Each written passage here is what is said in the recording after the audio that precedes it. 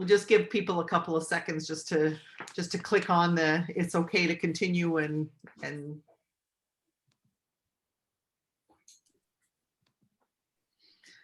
okay, welcome everyone to the 31st LO300. We did it. We managed to get this to be a go. We're pleased to announce that almost 60 boats have registered.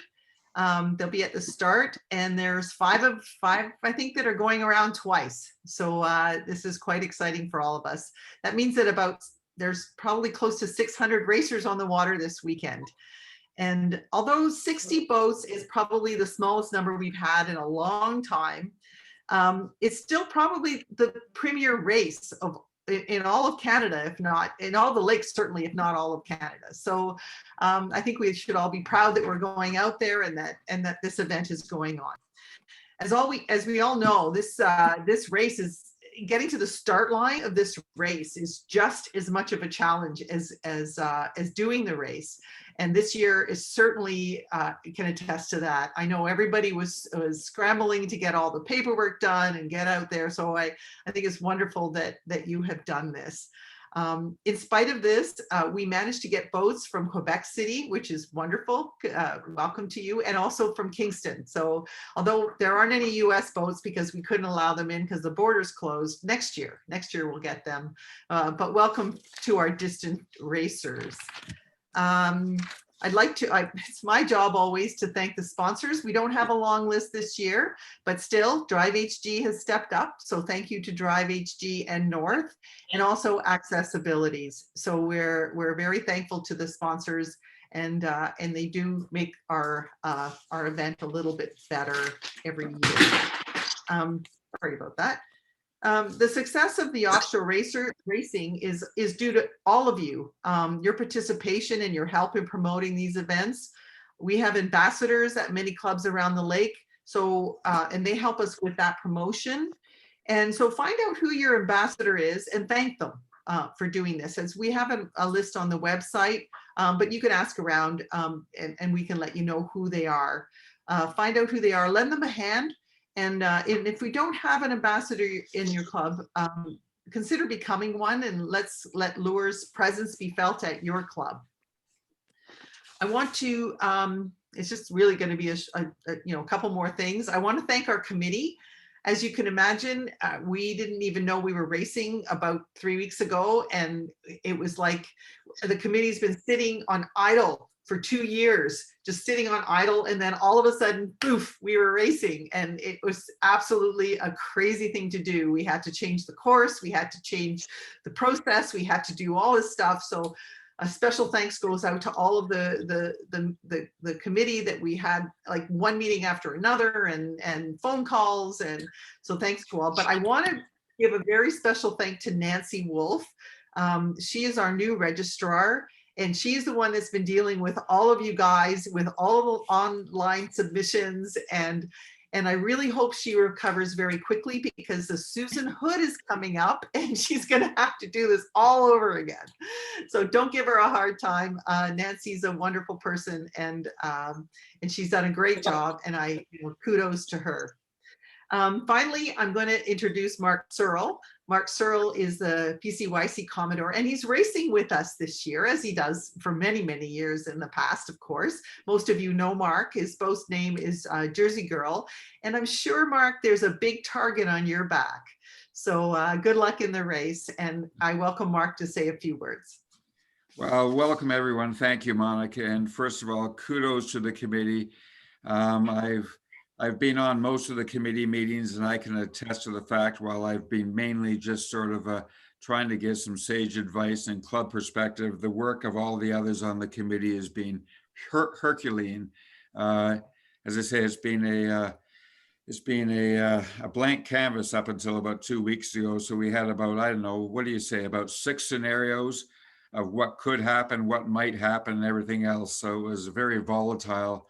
Very, what do they call it nowadays in COVID vernacular? Very fluid, a lot of pivoting going on. So I got 2 of the words all at the same time. So I just want to say what a pleasure it was when we realized that we were going to be able to pull this off and host you again at Port Credit. We really, really, really miss having everybody at the club. I mean, the dynamic that it brings to the club every July with the pre-race party and the week in anticipation of the party and the race is absolutely terrific. We missed that this year. There's a bit of a buzz around the club. We got some friends in from Quebec. They sort of livened up the place for a while when, you know, Montreal was still in the game, and then, well, gee, you know what happened. But anyway, commiserations to them. But anyway, welcome to Port Credit Yacht Club. I look forward to seeing you out there. I think this is my 26th, so I'm don't leave me too far behind the old guy, but I'll try and be competitive so I can say hi to you every once in a while on the course. So thank you again to the committee, and thank you everybody for pivoting and showing up for this race. I'm sure it's going to be a great one. Enjoy, and please be safe.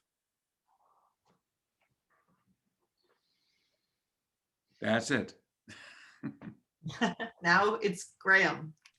Okay, thank you very much, Monica. I just appreciate if people hold their questions to the end, because it's easier to do that on the virtual meeting. Okay, just a reminder that, yeah, we are allowed to run sailboat races, but you still should be concerned and make sure you take whatever precautions is needed for your particular situation for COVID-19. The official documents, they were amended this morning.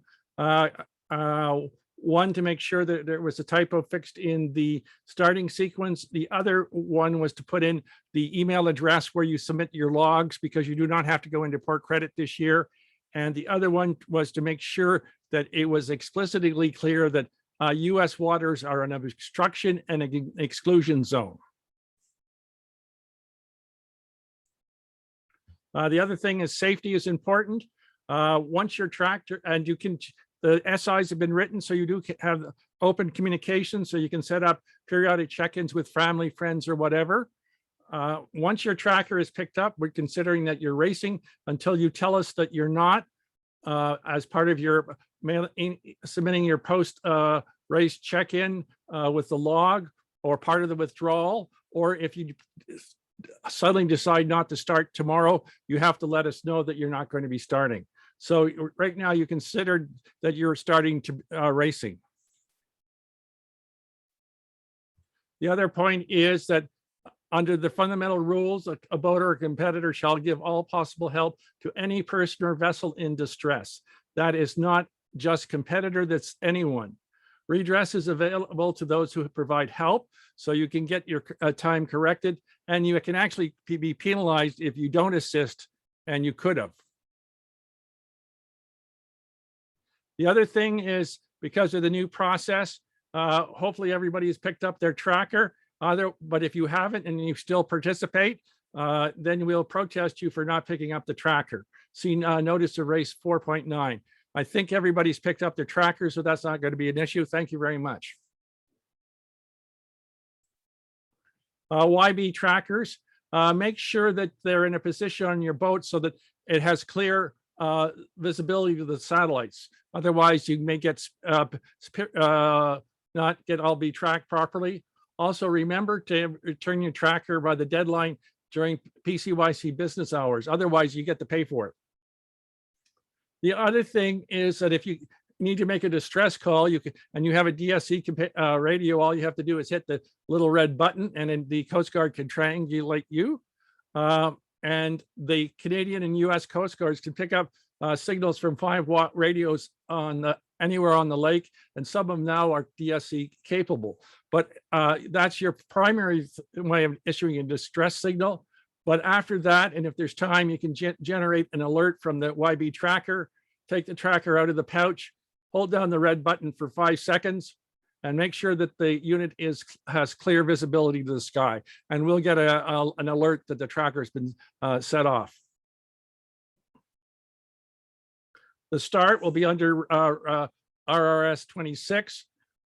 Check the divisions, because they only apply to this LO300 600. We split it up into basically 3 racing areas. We start the solo people, get them out of the way. Then we start the Scotch bonnet course. and then the main duct. So we'll fly code flag D, E, and F to say which one they are, and then use numeral pennants 1 through 0 for the various classes. And they're all in that documents, the splits. The splits govern and take precedence over the scratch sheet. So if there is an error, please let us know as soon as possible so we can fix it. And the visual signals will govern. We have intended start times, but things may go wrong and whatever. So the visual signals will govern. Here is the first warning for the solos will be at 10:45. The Scotch Bonnet Island course not before 11:25, and the main duck island course not between 12:05. Don't remember that racing rules of sailing come into effect at your prep signal, i.e. no engine propulsion after the prep has gone up for you. And just to keep out of the starting area for everybody else, it's just fair that if you're not starting, don't interfere with anybody else. Some key points this year, because it's not clear what the status of the border is. So to play it safe and be fair to everybody, the course is all in Canadian waters, which means that people could be running into more traffic. You could be hitting racers coming back towards you because of the way the course is. So you've got to keep a proper lookout at all times. The U.S. waters rank as an obstruction and an exclusion zone. So you stay out of U.S. waters. The penalty has been set to DP. So if somebody has protested under that, it's the discretionary penalty, and it's up to the jury to hear your evidence and decide on the penalty. The finish, there's a diagram in the SIs that explains what you have to do. Please monitor your radio on channel 71 after you're finishing, because we may have to call you to get your sail number and confirm it, because if you flash a flashlight on the sail, all it does is illuminate one digit, so we can't read it. So we may have to contact you after you're finished to make sure that who you are, or that your boat has been selected for a post-race inspection. Here's the diagram. You're coming from the Burlington Weather Tower, and you pass between north of the PCYC finish mark that's out there and the race committee station that's on shore.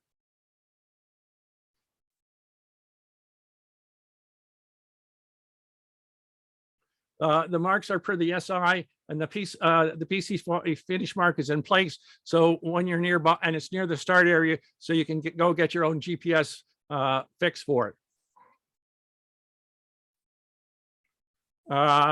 Here's some things when you're finishing. Again, please monitor 71. And then if you're finishing and the LO, and you're not continuing with the 600, you have with 90 minutes to email in your race log to registrar and any alternate penalty forms that you have, because Yard Scoring doesn't accept alternate penalty acknowledgement forms at the moment. And then within 2 hours, you have to file any protest or request redress by the owner's corner on the race document and registration website, i.e. Yacht Scoring. There may be a chance that you'll be inspected. We'll pull names or sailboats at random when they finish. You'll be notified when you have to pull into Port Credit Yacht Club, and we'll conduct an inspection based on the category 3. One thing that will be checked is that your crew list, we'll check on the names of the crew that are on board, match the crew that you've filed online, and there aren't any people. This came up as an issue in an accident in U.S. waters where they were looking for somebody because they were on board, because the crew list was not up to date, or the other situation, they were told that there were 5 people on board. They've recovered 5 people, and there are actually 6. So having up-to-date crew list is important for safety. If you have to withdraw, please follow the instructions in the SI. There's an email address and a 1-800-1866 number that you can contact us as soon as possible to let us know that you have withdrawn. Again, this is a safety issue. Because we don't want to say, oh, gee, where is this boat? And call up the Canadian Coast Guard and go searching for you and it turns out you withdrew 2 days before. So it's important that if you withdraw that you let us know. And this is how you can contact the race committee, 7x24. If you get voicemail, that voicemail is automatically emailed to us and we're notified, or you can email us and we're monitoring these 7x24. And if you're in range, we'll pick you up on VHF channel 71 Canadian.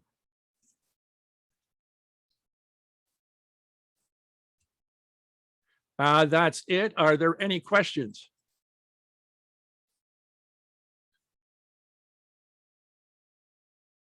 Ra, yeah?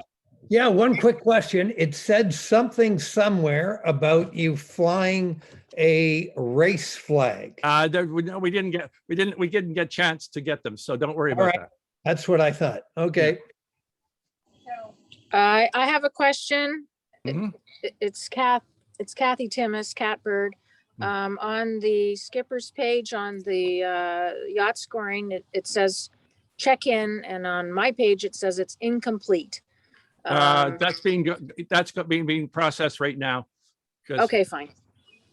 Okay, I just wanted to know if I needed to do anything. It's a good question, Kathy. So what we've been doing is slowly going through all of the check-ins. The problem is several people don't have their crew waivers.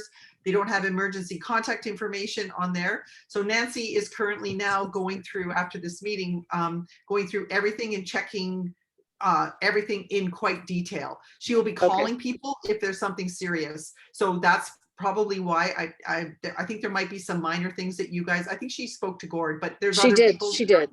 Yeah. Yeah, but there's other people in the same, so it's a good question because there's other people in the same boat.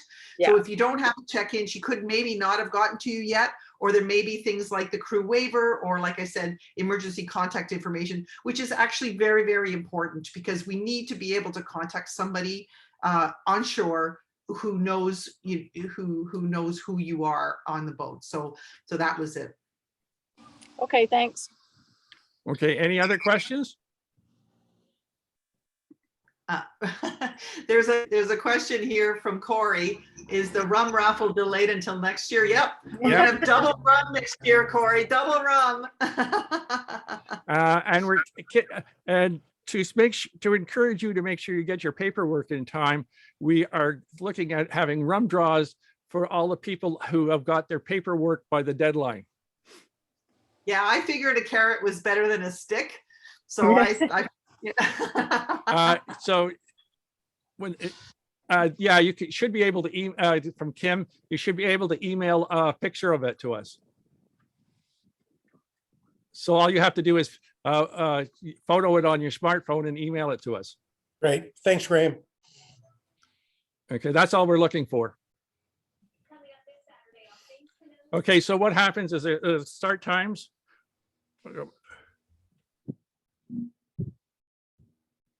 So these are for the various courses, and there'll be multiple starts within time. So warning for the solo will be at 10:45.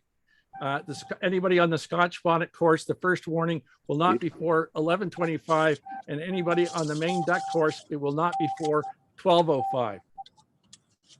Yes, you'll have to check in with the committee boat. We will be flying Code Flag L.